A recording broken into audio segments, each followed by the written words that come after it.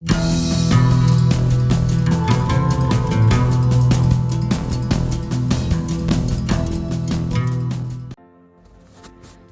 Friends, जय श्री कृष्णा, राधे राधे।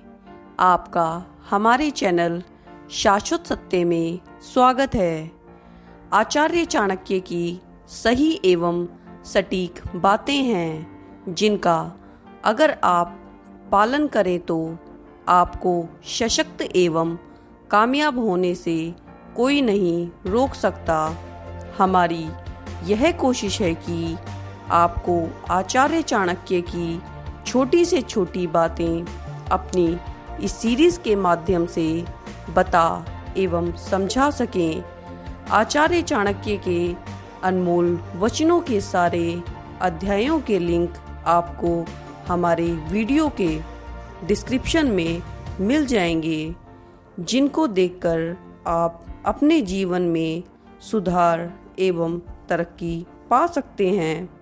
चलिए शुरू करते हैं आचार्य चाणक्य के अनमोल वचनों का 122 अध्याय। आचार्य चाणक्य एक कुशल राजनीतिक और अर्थशास्त्री थे।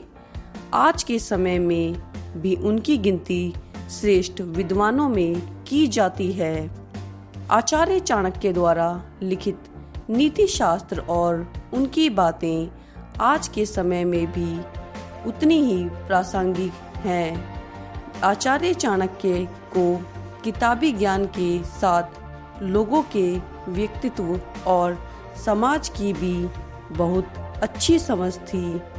उनकी नीति शास्त्र की बातें भले ही आज के समय में लोगों को कठोर लगती हैं, लेकिन ये बातें मनुष्य के जीवन की सच्चाई दिखाती एवं बताती हैं।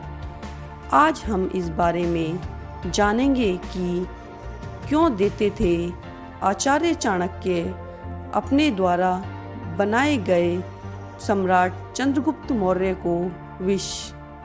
क्या थी इसके पीछे की वजह? क्या था ऐसा कोई बड़ा कारण जो उनको ऐसा करना पड़ा?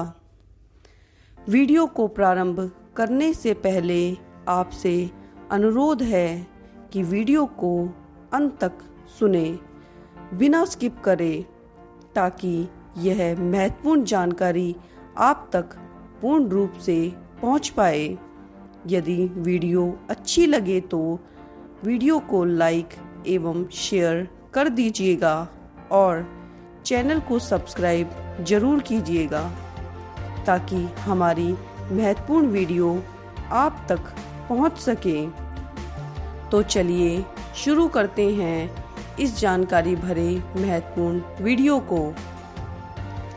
ऐतिहासिक तथ्यों के अनुसार एक आम से बालक चंद्रगुप्त मौर्य को आचार्य चाणक्य की कोशिशों ने सम्राट बनाया, यानी मौर्य वंश का राजा बनाया।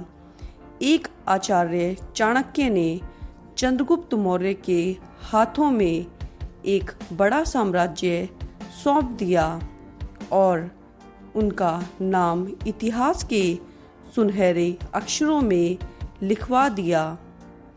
आचार्य चाणक्य की सीख से चंद्रगुप्त मौर्य ने मौर्य वंश को एक नया रूप दिया। इस वंश को दुनिया के शक्तिशाली वंश के रूप में प्रकट किया और स्वयं को एक महान राजा की छवि प्रदान की। चंद्रगुप्त मौर्य की मृत्यु के बाद उनके पुत्र राजा बिंदुसार ने भी अपने पिता चंद्रगुप्त मौर्य की तरह आचार्य चाणक्य के सिखाए कदमों पर चलना सीखा।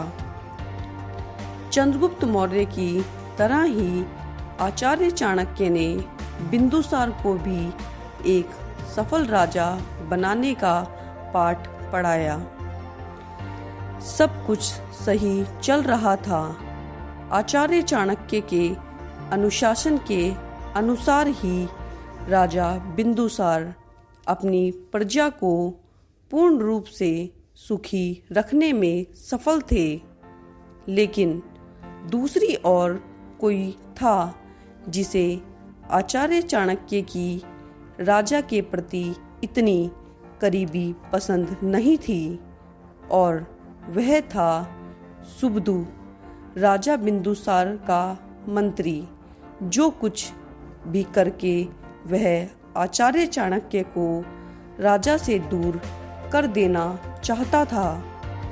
इसके लिए उसने कई षड्यंत्र भी रचे और उसे राजा को आचार्य चाणक्य के विरुद्ध करने के लिए विभिन्न प्रयास भी किए, जिसमें से एक था राजा के मन में गलतफहमी उत्पन्न कराना कि उनकी माता की मृत्यु का कारण कोई और नहीं बल्कि स्वयं आचार्य चाणक्य ही हैं, और ऐसा करने में सुबुदु कुछ मायनों में सफल भी रहे।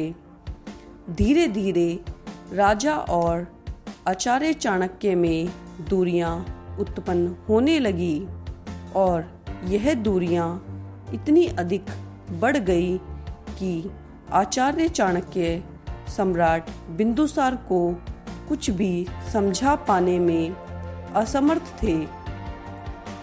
अंत आचार्य चाणक्य ने महल छोड़कर जाने का फैसला कर लिया, और एक दिन वे चुपचाप महल से निकल गए।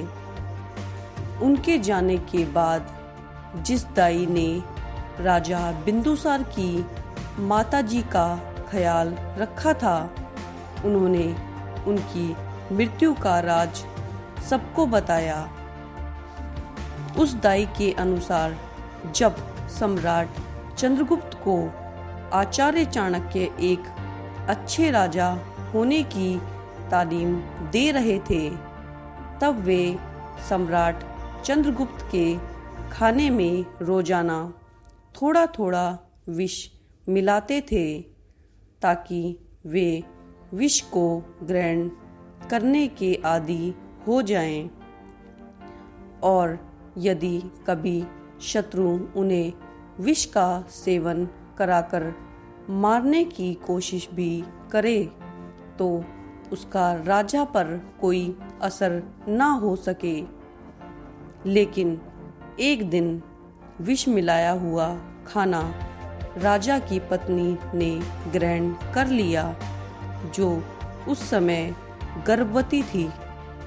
विष से पूरित खाना खाते ही उनकी तबीयत बिगड़ने लगी।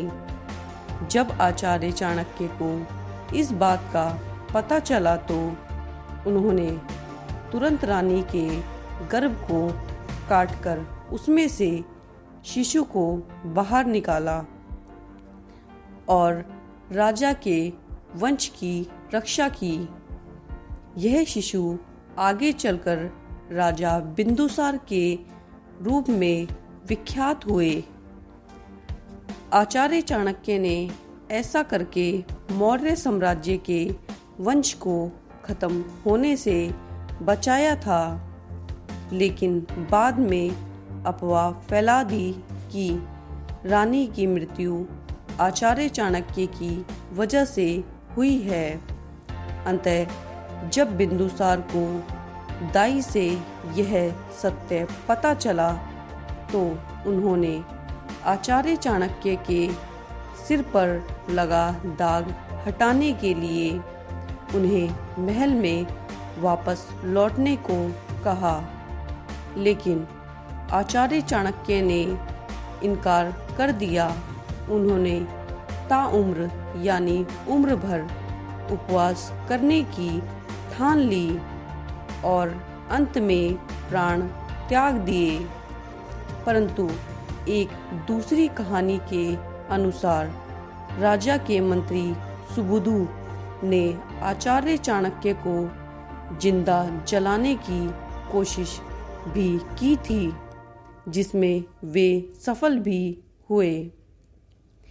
ऐतिहासिक तथ्यों के अनुसार आचार्य चाणक्य ने स्वयं प्राण त्यागे थे या फिर वे किसी षड्यंत्र का शिकार हुए थे, यह आज तक साफ नहीं हो पाया, क्योंकि विभिन्न शोधकर्ता हर बार भिन्न भिन्न परिणामों के साथ सामने आते हैं, जो अंत में यह सवाल खड़ा कर देते हैं कि आखिर आचार्य चाणक्य के साथ हुआ क्या था। फ्रेंड्स, हमारा आज का वीडियो यहीं समाप्त होता है। वीडियो में अंत तक बने रहने के लिए आपका धन्यवाद। आशा करती हूँ हमारे द्वारा दी गई जानकारी आपको उपयोगी लगी होगी।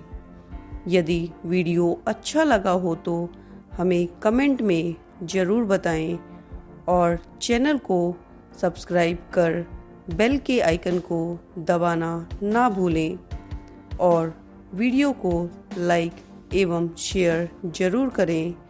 जल्द मिलते हैं एक नए एवं महत्वपूर्ण वीडियो के साथ। धन्यवाद।